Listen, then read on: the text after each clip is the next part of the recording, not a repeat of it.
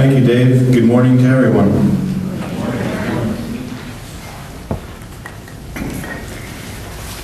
At an annual meeting for a for-profit corporation, a general manager would stand up and he'd talk about how he's increased shareholder value, or how the organization has increased shareholder value. Here, shareholder value in our nonprofit corporation takes a different tone. The way that we help to improve shareholder value is to stabilize and increase property values, as well as improve the quality of life that residents and members enjoy in the community. And that's where my focus is going to be here today. As I go through my report, I'm going to tell you a lot about some of the capital projects we've completed, some of the many different programs that we have underway that have been shown popular and help to improve the social environment here in the community. And then I'm going to go into I'm going to introduce a member of my 10-year plan task force, ask him to tell you a little bit about the vision that we have here for Ocean Pines of the future. I'm going to focus a little bit on some of the hard work of committees and volunteers and special task force that we've established throughout this past year. But unfortunately, the time limitations prevent me from doing a lot of that. So some of these committees that I haven't talked about are committees like the Amenities Review Committee, which is reviewing all of the different fees that we have today. I speak a little bit about an ad hoc committee that the board established for a review of food and beverage operations, and another one that reviews golf club operations. I haven't spent a lot of time on those, and I didn't spend any time on our regular committees. But I do want you to know there's an awful lot of people that are involved in this organization. They do a lot to contribute to the improvements that we have here, and in many different ways are very much responsible for the types of things that I want to show you today. Involvement. When I show you these capital projects, you can breeze through a few pictures and say that here's the end product, but it's a disservice to not tell you a little bit about the planning that would involve in them, the need for financing, and the follow-through for each of these projects.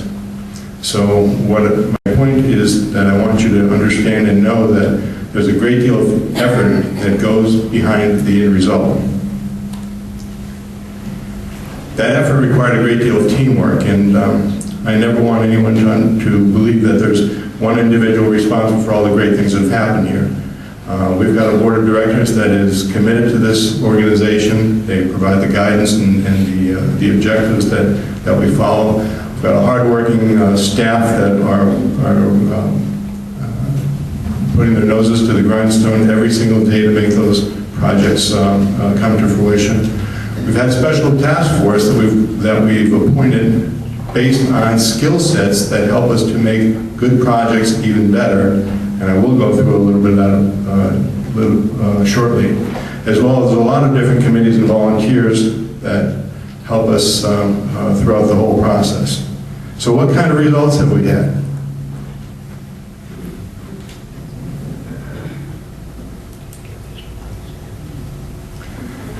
Our old community hall. It served us well for 40 years, but it's been 20 years in the making trying to get this project completed. It speaks for itself. The deterioration is just obvious, and anyone who's used it understands what the limitations were inside that building. We're all very happy to see that things have changed.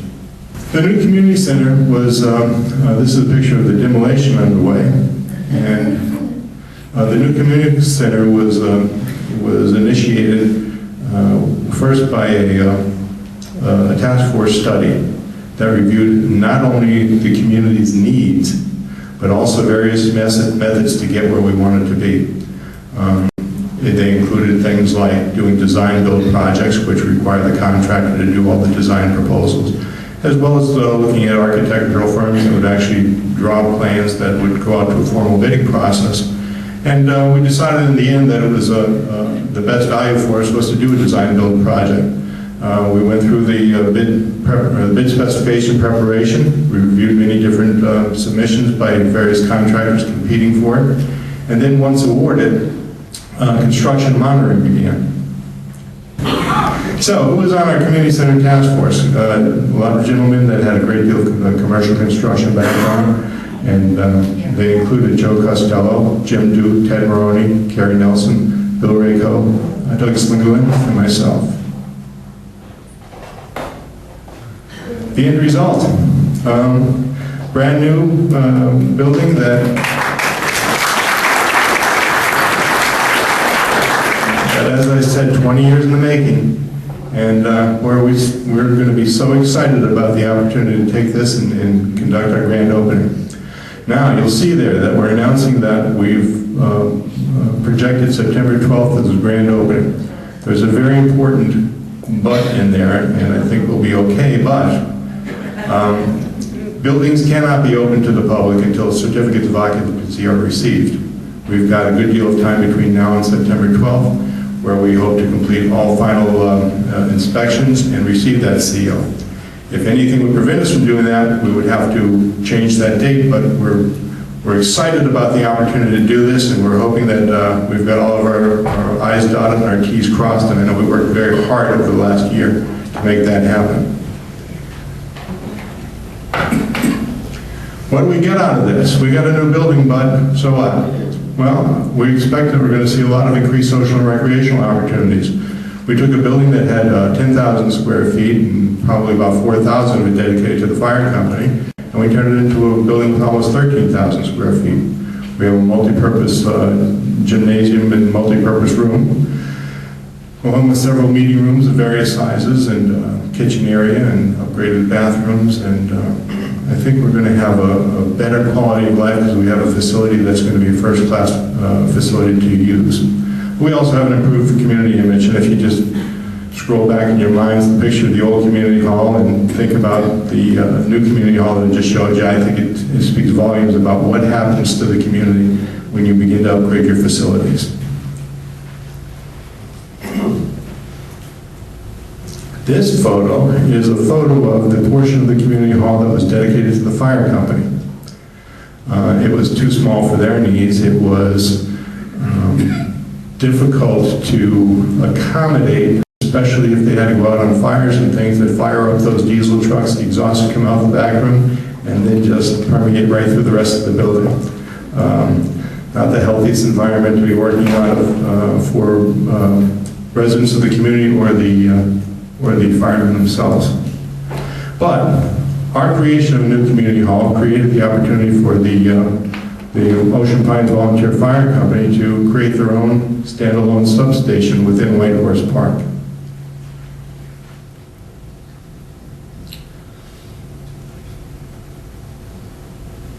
What they got from that was a state-of-the-art facility which freed up space for the community center, and it separates our social activities from our emergency services.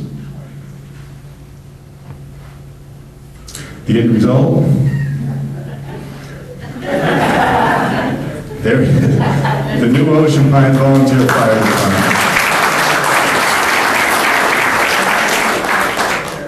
First thing Monday morning, we're going to be meeting with the fire department because they've agreed to coordinate their grand opening with our own.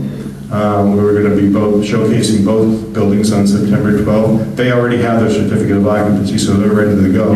We're the question mark, but again, I think we've got plenty of time to do what we need to do, and we're optimistic. Whitehorse Park hosted another community, a new community facility, and that is our skate park. If you've been there, you've seen the end result, which was a brand new concrete skate park, one of the nicest in the area, and the response has been pretty phenomenal. Over 800 registered skaters so far this year, and I've been told today that it's closer to 850. What did we do? We met an untapped youth need that was out there for some time. We created a safer skating environment, and we have fewer complaints from residents, from skaters on the road and damaging public areas. I noticed there's some wear on the bricks out here from skaters at one point doing some tricks on the side of the building. We've also had changes in our yacht club operation. I mentioned briefly that the board formed an ad hoc committee to review our food and beverage services this year, and they did do that. They did a comprehensive review. It included the assessment of bringing in outside concessionaires to operate the facility, reviewed our management plans for operations, and as well as our internal controls. With the task force review of the operating options, there had recommended facility upgrades. We did establish new management for the facility this year, new attitude, and we're getting a lot of people through the doors these days, and we're hoping that it will continue. We've got an off-season plan that will hopefully complement our efforts this summer. We haven't stopped there though, and we've done many different projects this year to try and improve the facilities, and we'll talk a little bit more about the vision for the future. But one of the facilities that got a comprehensive upgrade this year was the Mankman Meadows complex. In this photo here, you can see some of the landscaping that's been completed, some resurfacing of the two courts that has just been completed in the last month. And you'll see new light stanchions there. This is the first time that we've lighted any of our courts down there. We've extended the play day into the evening hours. It's been well received. The clubhouse was showing signs of aging as well. We've replaced the siding with new vinyl siding, new windows in the entire clubhouse, and we've air conditioned the facility for a more comfortable space for our tennis members. As a result of the improvements, we've seen a 3% increase in 2009 memberships. We've lighted the courts for evening play, and we've had clubhouse and landscape upgrades that went with it. In addition to that, located within the same complex are 4 paddle courts. The 2 on the left are fairly new. They're only about 3 years old. The 2 on the right are much older than that, and there was extensive wear in the surfaces. That presented some challenges for us because the courts themselves were quite slippery and prone to accidents, so we needed to do something with them this year, and we did. We resurfaced both courts. One of them got an asphalt overlay that just eliminated a lot of problems that had existed for some time now. Up at our swim and racket court complex, we also had some tennis courts that were showing extensive deterioration.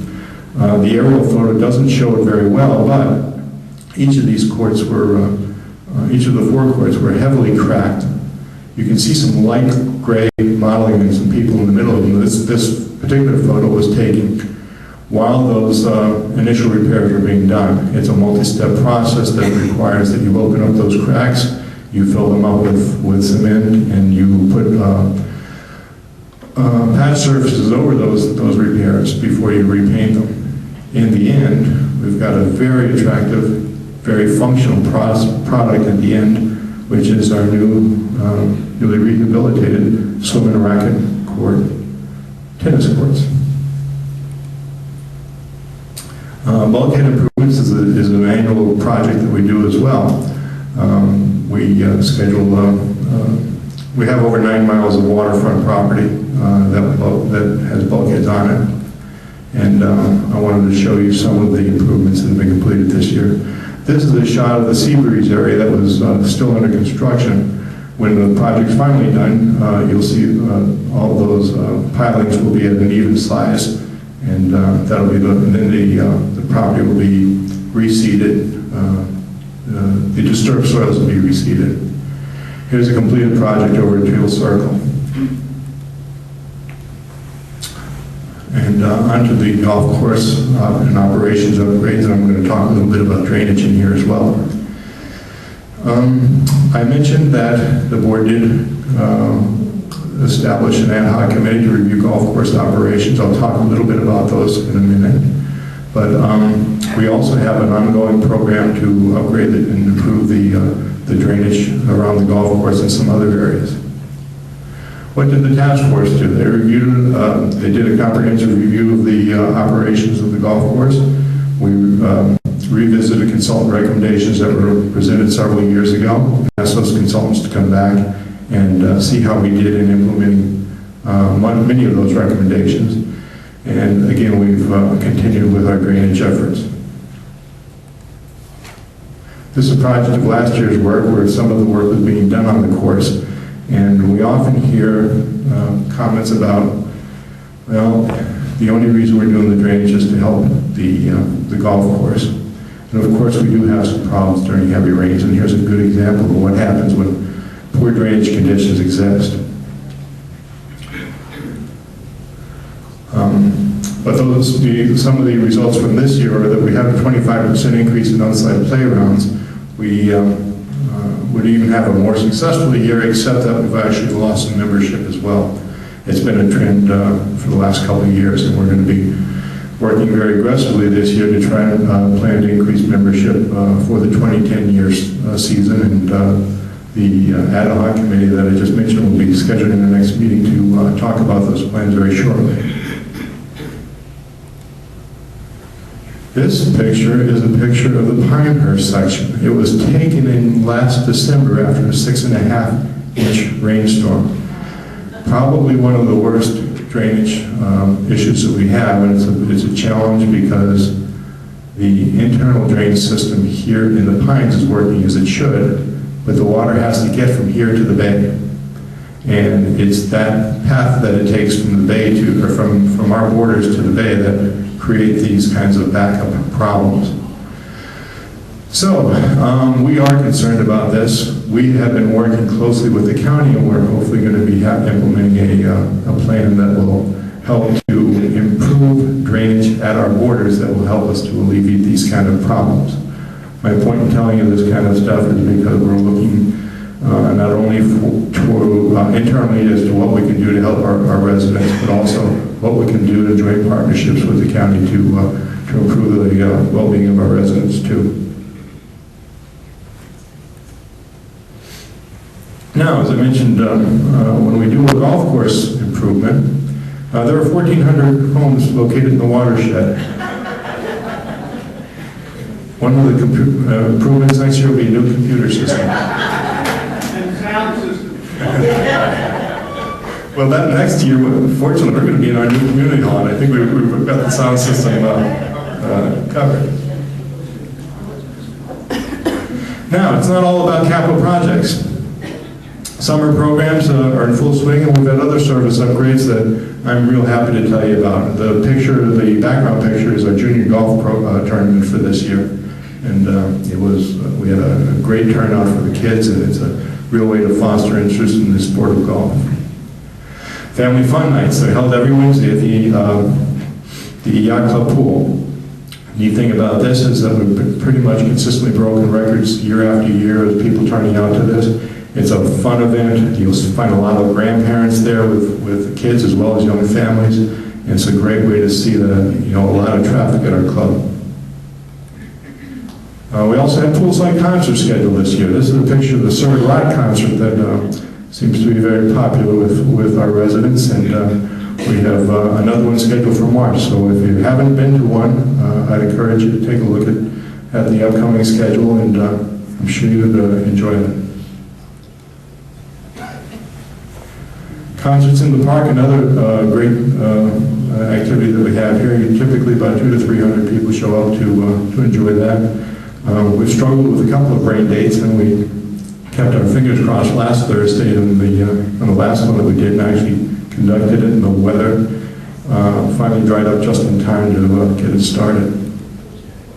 Our indoor pool is also seeing off-season activity increase. We've got swim teams in there and water aerobics and a lot of other activities that have been well received.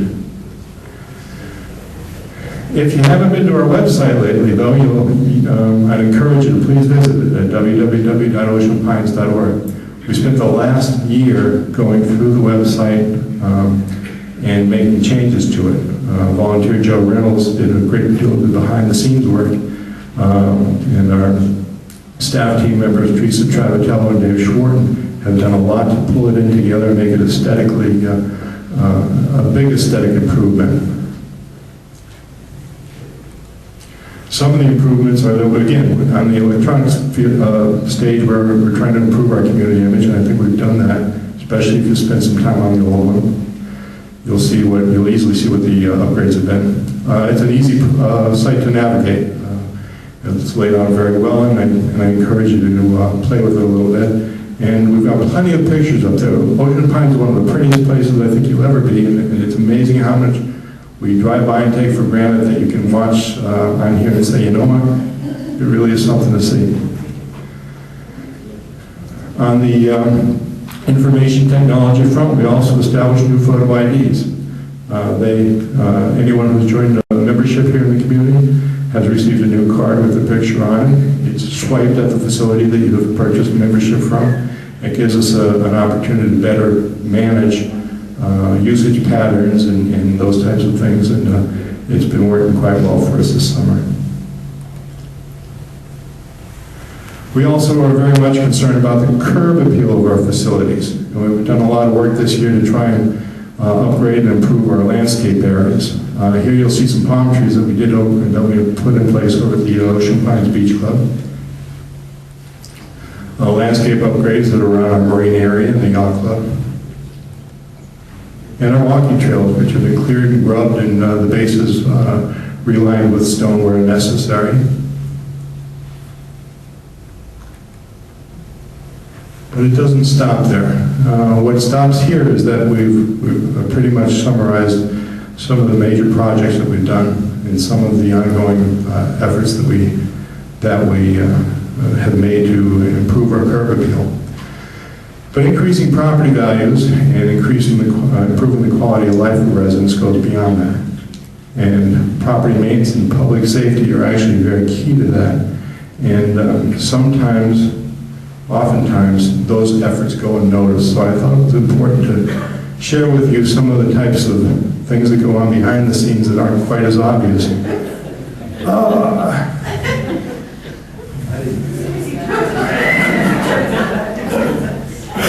Okay, one more time. Yeah. Our CPI department, it forces a lot of our covenants and our property condition regulations.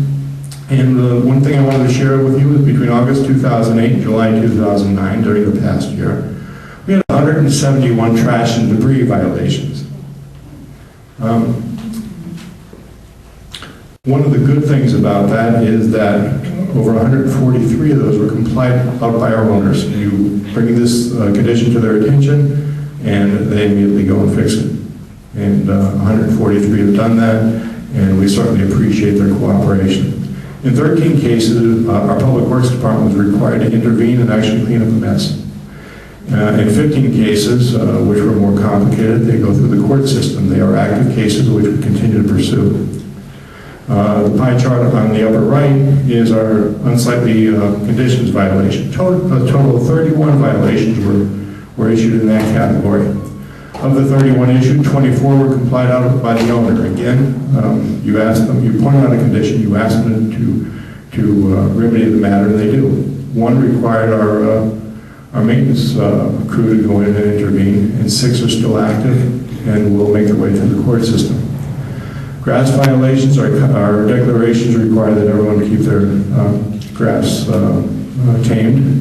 And we've had 100 violations this year, 75 of which were taken care of by the owner, and 25 of those required intervention by our staff.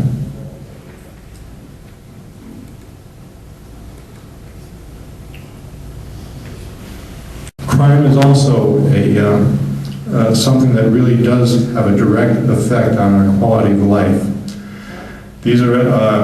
This is a statistical chart that is monitored by the FBI, and we've had a total of 131 serious crimes this year. And actually, the chief just told me right before we started that he got an update of the final adjustments on this have dropped that number down to about 122. So, interesting statistic here.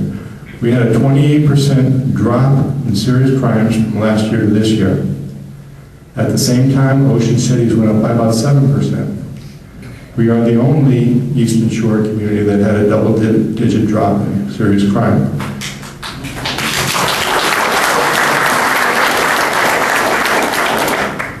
Now, that is a great thing. That's great to hear.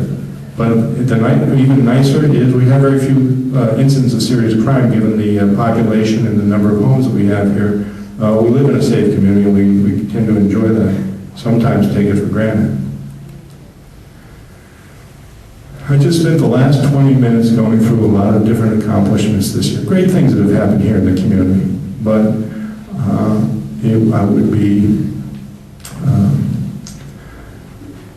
short-sighted not to again mention that they weren't done by one person. They weren't done by one small group of people. They were done with the cooperation and the teamwork that involved the board of directors, the management staff, our task forces, and our committees and volunteers. But it also involves you. It involves you because without your support to accomplish these things, your votes and referendums to approve projects that are large scale, and the financial support that each and every one of you provide for us, we would not be able to accomplish the kind of things we did. So on behalf of all those folks I just mentioned, I want to thank you for all the wonderful support you've given us. And the story doesn't stop here. The story doesn't stop here because we still have more work to do. And that's where the 10-year plan task force committee that I mentioned to you earlier comes in. There's a great deal more work to do, and it involves the conditions that exist from amenities being 40 years old and needing to be addressed. And to tell you a little bit more about that in detail, I've asked a valuable member of our task force team, our 10-year plan task force. His name is Ted Maroney. I've asked him to talk a little bit about the vision for Ocean Pines of the future. So thanks for listening. I wanted to bring out Ted.